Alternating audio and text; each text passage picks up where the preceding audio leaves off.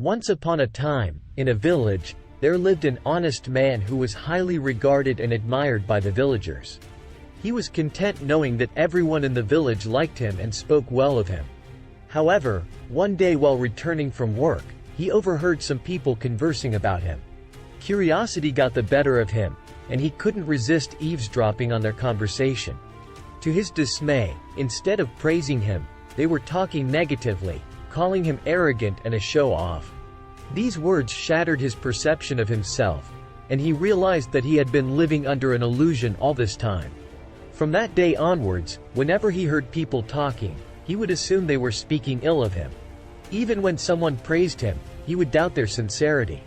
This constant overthinking took a toll on his mental well-being, and he became perpetually sad. His wife noticed the change in his behavior and decided to seek help from a wise Mahatma who was visiting the village. The man narrated the entire incident to the Mahatma, expressing his hurt and anguish over the people's negative opinions. The Mahatma listened attentively and advised him, saying, "Son, tonight you will stay at my ashram." The man agreed and spent the whole day at the ashram. When he went to sleep that night, the loud croaking of frogs from the nearby pond disturbed his peace. The noise prevented him from having a proper sleep. In the morning, he approached the Mahatma and complained about the disturbance caused by the frogs. He assumed there must be hundreds of frogs in the pond and suggested hiring laborers to remove them and relocate them to a distant river. The Mahatma granted permission, and the man went to the pond with the laborers to remove the frogs. To his surprise, only a few frogs were caught in the net. Perplexed, he returned to the Mahatma and said, "Last night, it felt like there were hundreds of frogs in the pond. Where did they disappear today?"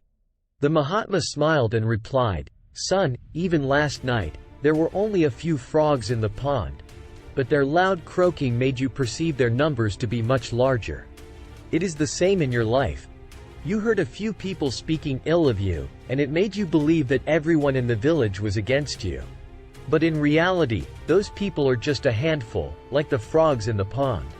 The man finally grasped the Mahatma's wisdom and emerged from the depths of despair. He understood that no matter how good a person is, there will always be some individuals who will speak negatively about them. He learned to not let the words of a few define his self-worth and found solace in the realization that his worthiness was not determined by the opinions of others. As we conclude this tale, let us remember the valuable lesson it imparts. It is essential to maintain confidence in ourselves and not allow the negative words of a few to overshadow the love and respect we receive from others. Embrace your true worth and rise above the noise of those few frogs, knowing that your character and integrity speak louder than any words of criticism. Thank you for joining us today, and may you always find strength in your own self-belief, unaffected by the fleeting opinions of others.